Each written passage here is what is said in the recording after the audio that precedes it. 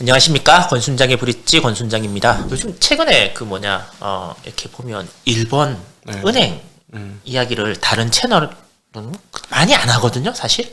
예를 들어서 CPI가 발표됐는데 3.6을 평균으로 거의 대부분 다 예상했는데 3.7, 0.1 정도가 더 올라서 그래서 주식시장이 좀 떨어진 것 같다. 물론 5일 정도의 상승도 있었고 그래서 그렇다라고 얘기를 이제 하는데, 각도기님 채널은 그렇게 생각은 안 해요. 큰 영향을 미칠 것 같지는 않고, 일본이 지금 채권 이런 부분들에 미국 채권을 사주고 이렇게 해야 되는 주체였는데, 이제는 계속해서 팔고 엔화가 떨어지고 그러다 보니까 시장 전반에 채권 시장 전반의 상황이 계속 안정되지 않아서 그런 영향이 훨씬 더 큰 것 같다, 이렇게 얘기를 하면서 이제 일본의 YCC나 이런 얘기를 많이 이제 하시더라고요.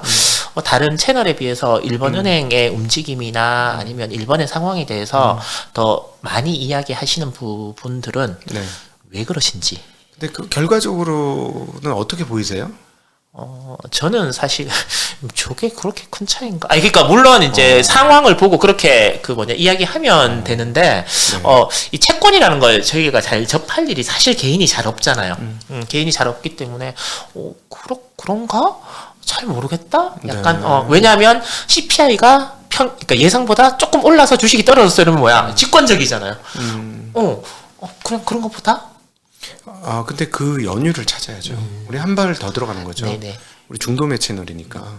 그래서 설명한 테이버가 자기는 이제 10만 금융전사의 그 선봉장이다 막 이러면서 많이 배운다 이런 얘기를 해요. 그럼 되게 고맙고 감사한 일인데, 이 일이 왜 벌어졌는지가 단순히 금리가 올라서 주가가 떨어졌어요.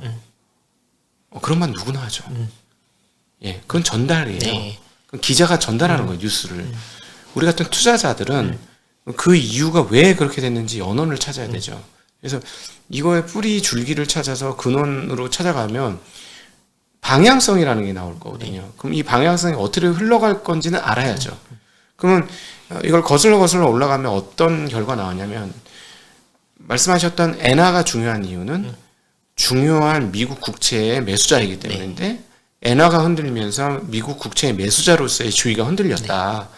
그럼 이건 무슨 얘기냐? 앞으로도 꽤 오랜 시간 미국 국채가 금리가 과거 대비 높은 상태를 유지할 것이다. 연준이 굳이 그렇게 얘기 안 해도 이 정황적인 상황을 보면 그게 예상이 되는 거잖아요. 그러면 이런 생각을 안 한 거죠. 금리는 이제 곧 떨어질 거니, 거기에 따라서 금리 떨어질 걸 예상해서 베팅을 할 거야. 그럼 예를 들어 중소형주를 베팅하거나 내수주를 베팅하거나 그게 가능하죠. 근데 그렇게 되면 잘못된 베팅이거든요. 그러니까 조금 더 근원적인 원인을 찾는 거예요. 그리고 저는 당연히 제가 직접 투자하는 투자자이기 때문에 남이 했던 얘기 듣는 게 아니고 내 관점에서 시장이 어떤지를 파악해내야 되는 거고, 그래서 그 방향성에 맞춰서 자산을 배분을 해야 되는 부분이 있는 거니까. 그래서 제가 계속해서 건들건들거리는 건들락이 된 게 채권이 그게 보였거든요. 채권의 방향성이 이렇게 갔다.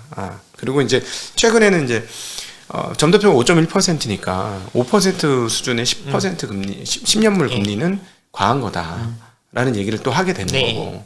근데 그게 없으면 그냥 가격만 보고 얘기하면 언제 어떻게 될지도 모르는 거죠.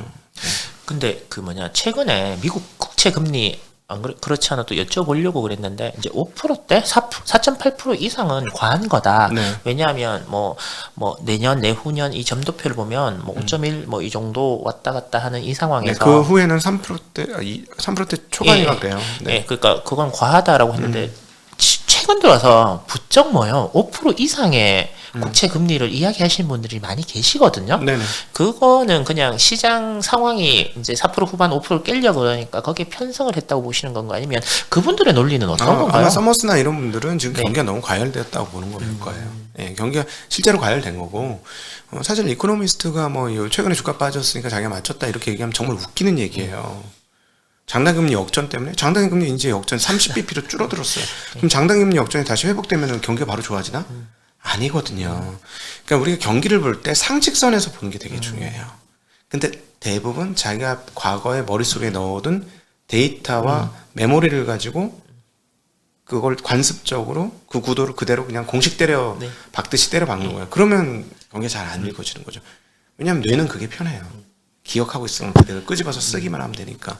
근데 이번 거는 정말 달랐어요. 그래서 계속해서 왜 다르지를 생각한 거예요. 설명했던 것과 우리가 그동안에 배웠던 거하고 전혀 다른데 뭐지? 봤더니 미국 상황이 다른 거였어요. 미국 상황이 금리는 올랐지만 실제로 그 고금리를 쓰는 사람은 일부밖에 없었던 거고 네. 돈은 엄청나게 뿌려댔던 거고 서비스업은 갑자기 폭발한 것이고 고용, 보유현금, 실질 금리, 부담 금리 이게 다 낮았기 때문에 네. 시장이 좋을 수 있었던 거예요. 예. 근데 그거 생각을 미국의 현장의 상황들을 모르면 장단기 금리 역전됐으니까 이제 곧 빠질 거예요. 뭐 장기 금리가 떨어지면 대출을 안 해주고 예금 금리보다 뭐 낮은데 왜 누가 대출을 해주겠어요라는 논리만 있는 거죠. 논리보다는 현장이 훨씬 더 중요하다. 예, 우리 항상 그걸 꼭 기억해야 될 것 같습니다.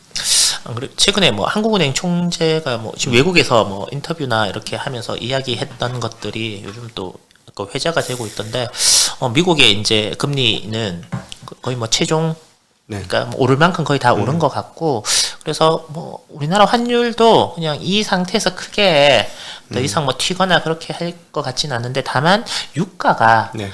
인플레이션을 자극해서 그래서 새로운 위험 요소가 될 수가 있다라는 취지의 이야기를 이제 하셨거든요. 네. 대체적으로 네. 그런 시각에 동의를 하시는 편이십니까? 한국은 그렇죠. 미국은 유가가 올라도 사실 상관없을 수도 있어요. 휘발유가만 잡으면 되는 거고, 그리고 자체 정유시설과 자체 자국이 산유국인데 뭐 그러니까 사실 별로 상관없을 수도 있습니다. 물론 이제 유가가 튀면 당연히 튀지만 자국 내에 있는 석유 제품이 싸면 안 튀는 거예요. 한국은 전혀 다르죠. 유가가 튀면 바로 다 원자재가에 모든 원자재가에 영향을 받고 그 다음에 그 밀어 다 영향을 받잖아요. 네. 그러니까 원료 가격이 올려서 예를 들어 난방비가 올랐어. 난방비가 오르면 사람들 관리비가 올라. 관리비가 오르면 그 전체 비용이 들어. 가게 뭐 사무실이나 이런 거 운영하면 그러면 당연히 가격 변환을 시켜야 되잖아요. 그럼 결국 이게 올라 승수로 촉촉촉촉 다 연결이 되기 때문에 당연히 인플레이션 자극을 세게 받죠. 한국은 훨씬 더 약체입니다. 유가 움직임에. 항상 진짜 뭐 채찍의 끝이라는 표현이 어느 부분에서나 다 맞아 들어가는 나라인 것 같아요. 저희들이 뭐 휘두를 수 있는 입장도 아니고 거기에서 흔들 수밖에 없는데, 그러면서 그 했던 얘기가 지금 미국의 국채 상승은 뭐 여러 가지 이유로 설명을 할 수는 있지만 가장 큰 요인은 수급.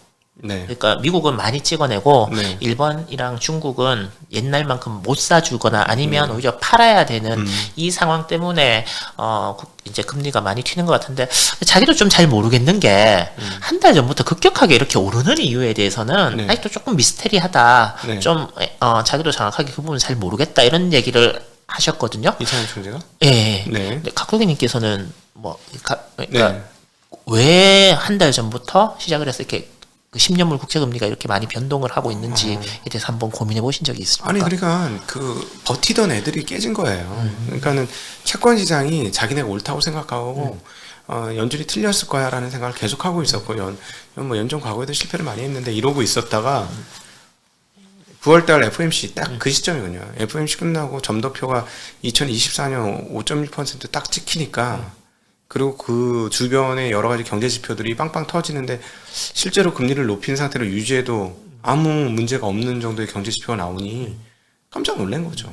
네. 이제 기부업하는 시점이 그렇죠. 기부업 하면서 패닉으로 간 거예요. 네. 그렇게 네, 그냥 정상적 상황에서 버티다. 그러니까 사실은 이렇게 올라가서 뭐 한 4.3%에서 이렇게 그냥 놀고 있었으면 이렇게 패닉이 안 빠졌을 수도 있는데 3%대 꽉꽉 눌러놓고 있다가 예를 들자 갑자기 어떡하지? 그냥 쇼트 퀴즈 나왔을 거고 당연히 그쪽에 우리가 이길 거야 하고 막 롱 포지션 잡아왔던 애들이 앞불싸 이러면서 뒤집으면서 그러니까는 숏으로 바뀐 거지. 롱에서 숏으로 바뀌면서 팔자가 막 쏟아진 거고 그러니까 손실이 눈덩이처럼 커지니까 손절매 나올 거고 손절매 나오니까 패닉 세일까지 나오는 거고 야이씨 이거라도 건져야 되겠다. 똑같죠. 주식하고 똑같아요. 전 당연히 그런 그런 궤적이 나왔을 수밖에 없다. 그러니까 이제 5%, 뭐 5.5%도 갈 수도 네. 있죠. 근데 그거는 이제 과하다는 거예요. 왜냐하면 25년도 기준으로 3%대 초반인가? 3%대 초반이에요. 네. 각동님께서는 5.5%, 뭐 5% 이상에는 과하다 그러면 만약에 진짜 과한 일을 생긴다 그러면 금융시장에도 엄청난 충격이 네. 올 거지 않습니까? 그때는 국채를 사도 될까요? 그렇죠. 5% 넘는 구간부터는 이때는 또 상식적으로 생각하셔야 돼요. 예, 저는 채권의 투자의 원칙은 내가 그 금리에 만족하느냐부터 생각하셔야 된다고 생각해요. 캐피탈 게인을 너무 생각하지 마시고 만족하느냐. 그래서 제가 1년, 2년짜리는 괜찮아요. 1년. 뭐 5.2%, 5.3% 나오는데 왜 나빠? 세상. 우리나라 금리 그렇게 안 주잖아요. 세상에서 제일 안전한 미국 국채를 5.2, 5.3%를 주는데 왜 가입을 안 해? 가입할 수 있지. 형, 주식 안 해도 돼요. 그렇잖아요. 5.2% 받으면 뭐 나쁜가? 달러가 있으면 마음 편하잖아. 마음 편하고 리스크 없고 리스크 프리로 5%를 때를 주는데 왜 나빠요? 하면 되는 거야. 그런 개념하고 똑같이 10년물. 10년물을 그동안에는 왜 하지 말라? 금리가 언제 어디까지 올라갈지 모르겠으니까. 근데 지금 보니까 이쯤 되면 거의 다 오른 것 같고 연준도 금리 인상이 거의 끝났고 한 번 올린다고 해도 그게 끝일 테니 한 번 올리면 오히려 내려야 되는 게 더 촉박해질 수도 있는 거고 어찌되었건 끝이 난 상황에서 이쪽은 답이 나와 있고 그럼 5% 금리 10년 동안 5% 받는 게 나빠? 한국은행에서 5%짜리 예금을 만들었다. 나쁠까요? 저부터 이제 가갖고 만약에 랩 해지해 주세요. 그러고 거기 가겠죠. 한국은행에서 5% 예금을 만들어줬다고 하면 이제 수백조가 모일 거예요. 지금 그 시중 유동자산 다 거기로 빠져들 겁니다. 네. 그러니까 나쁘지 않잖아요. 그러니까 그 금리면 좋지. 뭐 10년 동안에 5%씩 받으면은 2배가 넘잖아요. 계좌가.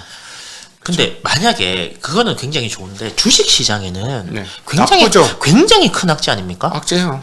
그럼 어떻게 해야 돼요? 만약에 그 상황이면? 네. 그래서 주식 시장에서 미국 시장은 저는 비싸다.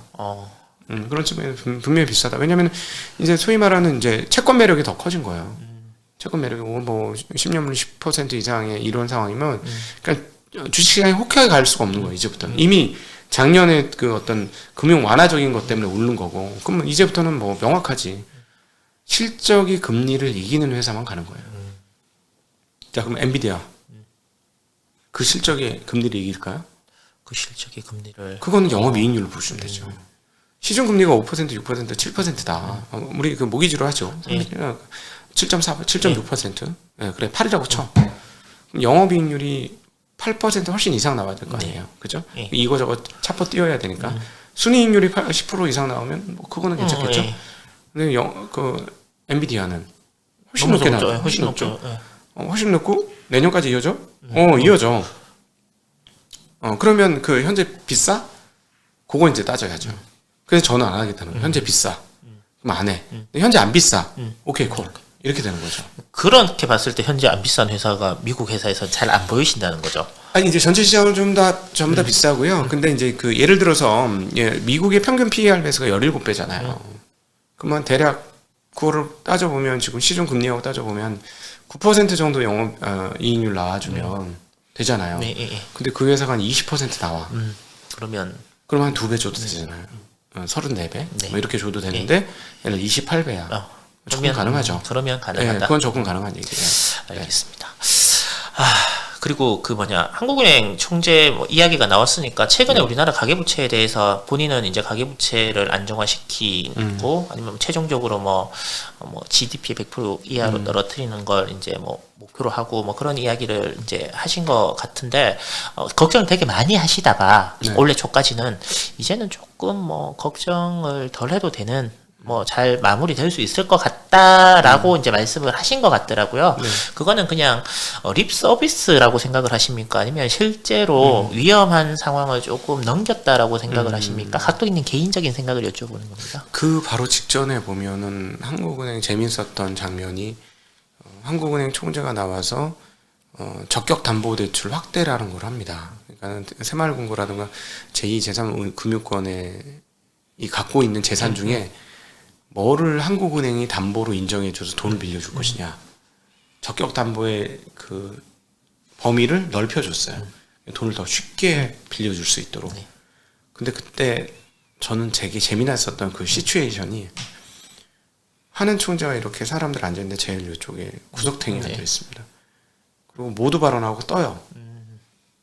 그 장면이 저는 되게 재밌었어요. 많은 것들을 의미할 수 있겠네요. 제가 보기에 저는 그 너무 편향적일 수 있는데 이렇게 읽었어요. 하기 싫은 거 했구나. 하기 싫은 거 했고 어떤 느낌을 받았냐면 금리 인하 안 하고 이거 받았구나. 왜냐면 어떤 행정부라도 이게 현재 정부든 우리 이제 야든 여든 네. 우리나라로 따지면 야든 여든 행정부는 경기가 활성화되기를 원해요. 네. 예, 그래서 지금 막 뜨겁게 되기를 원해요. 나중에 뒤통수 맞을지라도. 나만 아니면 되니까. 내 때만 아니면 되니까 뜨겁기를 바래 경기가. 그러니까 당연히 금리를 낮추고 경기가 더 부글부글 끓기를 원하죠. 그래서 사람들 사실 부채를 쓰는 과정은 다들 행복해요. 그렇죠. 갚아야 되는 상황이 있을 때 괴로운 거지. 부채를 쓸 때는 내 주머니 돈이 퍽퍽 들어오는데 안 먹던 치킨도 사 먹고 안 먹던 소고기도 사 먹고 이렇게 되는 거죠. 돈이 없으면 어떻게 돼? 소고기가 웬 말이야. 라면이나 끓여 먹을까? 이렇게 바뀌는 거잖아요. 근데 그렇게 이제 흥청망청하게 해주면 나중에 뒷단의 후폭풍은 중앙은행이 상당 부분 마지막 대부자, 최종 대부자로서의 역할을 또 해야 되는 상황이 들어오니까 그렇게 하면 또 개욕 먹거든, 한국은행은. 그렇게 안 하고 싶겠죠. 근데 그런 거 일부를 열어줬었는데 그리고 이제 보금자리론 40조 나왔고 그러니까 유동성이 계속 늘어나니까 부채 비율 더 늘어나고 너무나 뻔한 그림이거든요. 근데 이제 그게 아마 끝났다는 얘기 아닌가 싶어요. 추가적으로 부채를 올릴 여지를 이제 더 이상 안 만들겠다라는 것 같아요. 근데 그것도 한국은행 마음대로 다 될까요? 말은 그렇게 하지만 실제로 그렇게 될지는 잘 모르겠어요. 그 이창용 총재, 그러니까 제가 아는 범위 내에서 대한민국의 옛날에 조순 총재 빼놓고 가장 그 총재 이름을 많이 이렇게 듣게 되는 자기의 소신이나 이런 것들도 명확하게 말씀하시는데 이분에 대해서 평가가 많이 나뉘는 것 같아요. 이제는 취임하신 지도 좀 되셨고 그래서 잘하고 있다라는 분과 아니면 금리를 내려야 되는데 안 내리고 있다. 이렇게 또 얘기하시는 분도 계시더라고요. 반대로 금리를 올려야 되는 그렇죠. 제가 그런 사람도 있어요. 그리고 말만 저렇게 하지 결국은 금리를 올려야 됨에도 불구하고 모든 지표가 그러면 또 안 올리고 있는 건 이렇게 눈치를 보는 그런 사람의 소신 이런 거 없다. 이렇게 얘기하시는 분도 계시거든요. 지금 잘하고 있다고 보시는 편이신가요? 아니면 어떻게 생각을 하시나요? 지난번 금융통화위원회 때 분명히 했던 얘기가 있어요. 그 전에 기자회견에서 통화 정책으로 모든 것을 해결할 수 없다. 통화 정책이라는 한계가 있고 이걸 분명히 얘기합니다. 저는 전적으로 동의해요. 통화 정책이라는 거는 어떤 쉽게 얘기하면은 뭐라 그럴까요? 댐문을 여는 거예요. 댐문을 여는 거. 근데 댐문을 연다고 가정집 수도꼭지에서 물이 잘잘잘잘 나오게 하는 거는 전혀 다른 얘기입니다. 그렇죠. 그럼 물길을 열어줘야 되는 거거든요. 이건 행정과 정책도 상당히 중요한 부분이고 그 시스템이 어떻게 구축되어 있느냐도 중요한 문제예요. 그러니까 댐문을 열었다 내렸다 하는 걸로 모두가 만족할 수 있는 상황들이 되려면 댐문을 너무 많이 열어야 되는 거죠.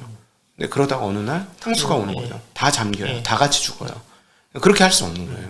그 말에 대해서는 개인적으로 전적으로 동감을 하고요. 그런 얘기를 해줄 수 있다라는 건 되게 감사하다고 저는 감사하다고 생각해요. 왜냐면 그러면서 했던 얘기가 우리 논의를 해야 되는데 우리나라 참 어려운 상황이 있다. 이걸 허심탄회하게 누군가 얘기를 하고 서로 조정을 해야 될 터인데 그걸 못하고 자꾸 못하다 보니까 다시 통화정책으로 넘어오고 네, 맞아요. 그 부담이 통화정책으로 넘어오는 이런 건 아닌 것 같다라는 톤으로 얘기했는데 그 부분에 대해서는 저는 동감하고 그러면 지금 한국의 부채가 더 늘어나는 건 못 늘어나게 해야 되고 그럼 금리를 올려야 되느냐.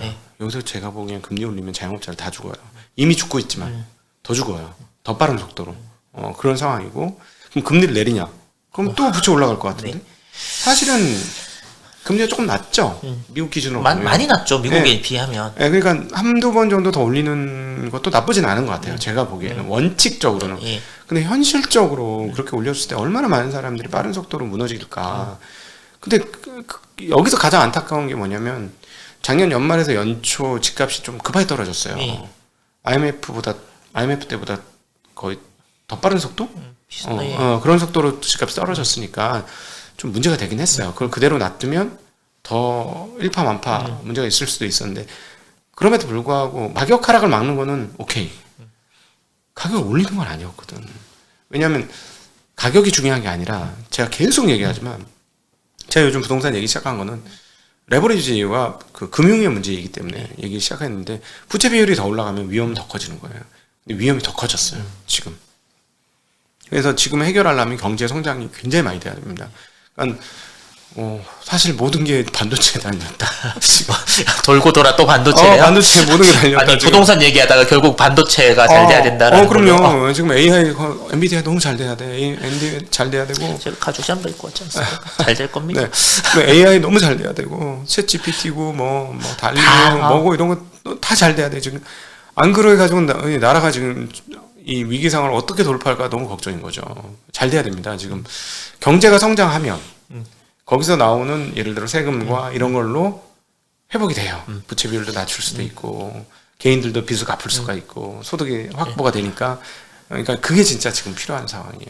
그렇게 되면 이제 평화롭게 해결될 수 있는데 지난번 금융통화위원회에서 연합인포맥스의 기자가 질문을 했습니다. 이렇게 많은 부채를 구조조정하는 가운데 충격 없이 구조조정이 된 적이 있나요? 라고 물어봤어요. 이창용 총재한테. 뭐라고 답변하셨을까요? 그런 적이 없다고 얘기했었습니다. 맞습니다. 예. 그런 적이 없다고. 그런 적이 없다고. 그러니까 일정 수준 충격은 어쩔 수 없는데, 근데 이제 제일 큰 걱정이 뭐냐면 충격을 없애려고 계속해서 부채를 늘리는 건 충격이 아니라 그때는 재앙이 온다.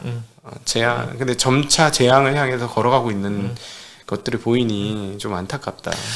이렇게 얘기하시는 분도 있더라고요. 이게 경제 3주체 중에 이게 가게는 대출이 많아서 돈이 없고, 그러니까 대출을 줘야 되고, 기업도 지금 뭐 투자할 여력이나 이런 부분들이 지금 부채가 한 130% 됩니다.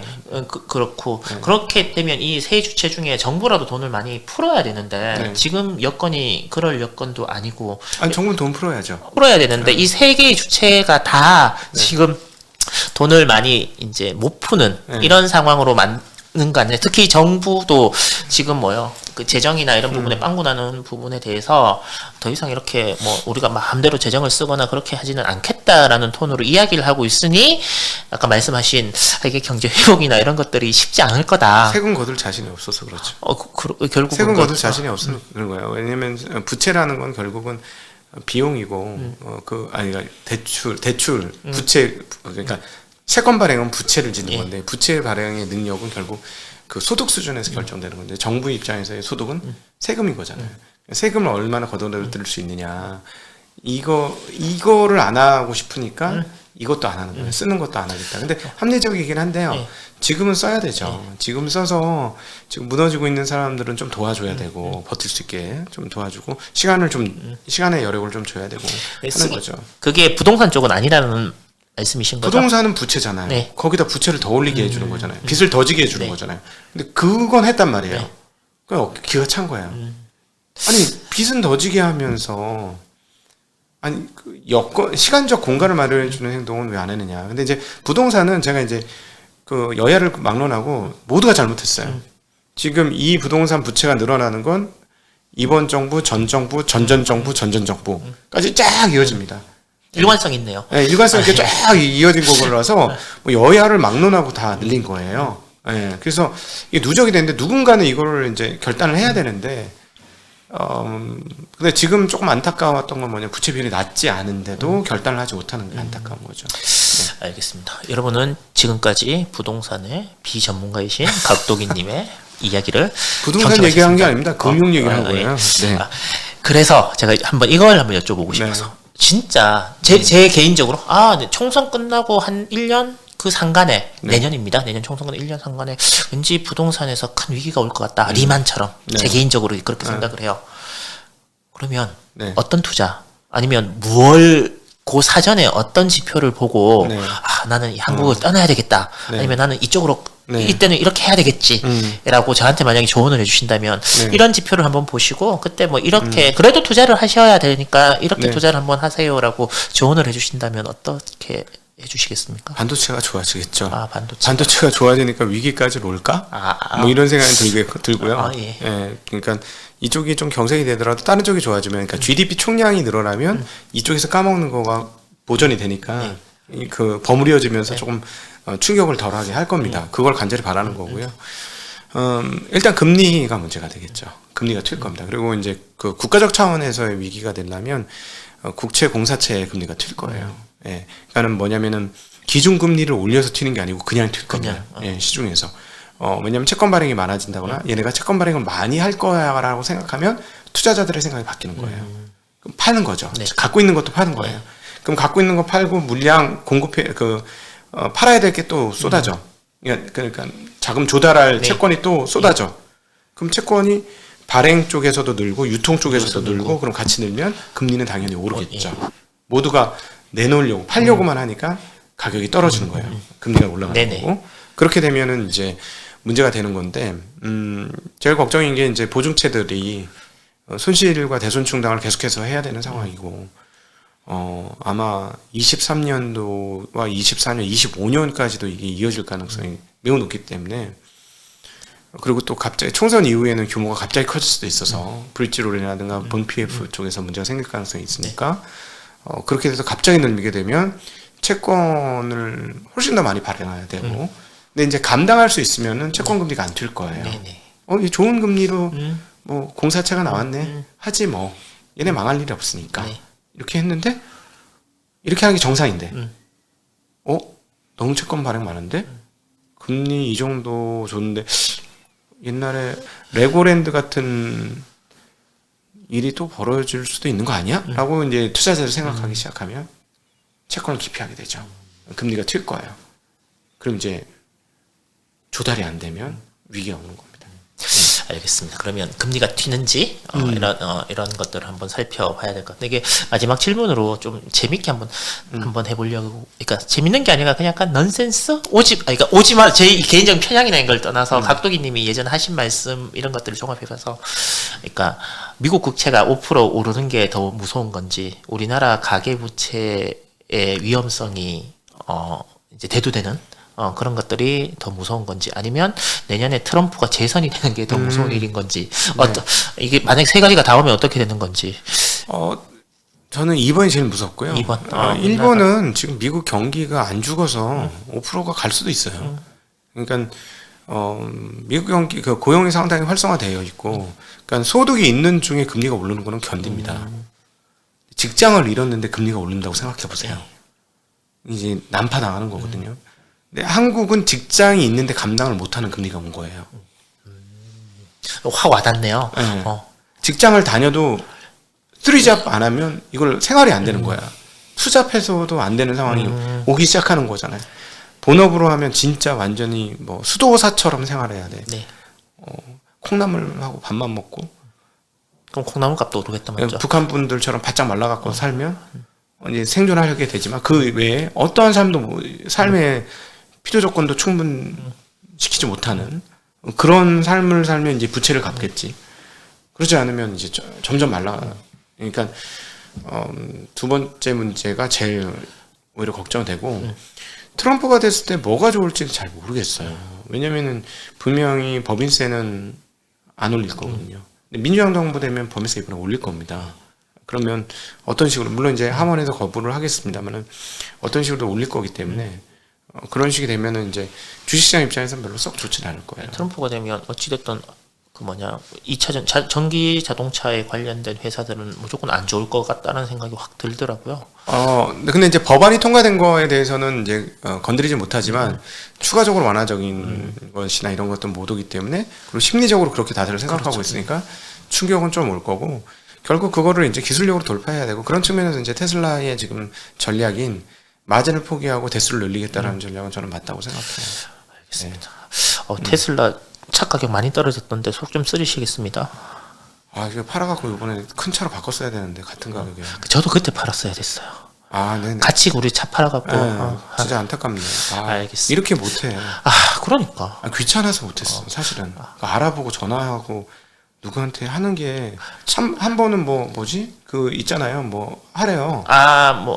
자기 차 가격 알아보는 거. 뭐 사진 찍어서 하래요. 사진 찍었는데 그때 이미 조금 늦었지. 그걸 일찍 해야 되는데 미루다 몇 달 미룬 게 한 석 달 미룬 게 아주. 네. 저는 뭐가 문제냐면 남들이 하면 그냥 하거든요. 네. 그러니까 각도기님이 팔았으면 저도 팔았을 거예요. 근데 안 파니까 아유, 나도 뭐 귀찮게. 왜냐면 각도기님이 팔았으면 저는 거기 어디에요? 저 전화번호 하나 주세요로 그냥 제 거도 갖고 가시죠 이렇게 얘기를 했을 것 같은데 아무튼 저 같은 사람도 문제고 참. 마지막 질문입니다. 네.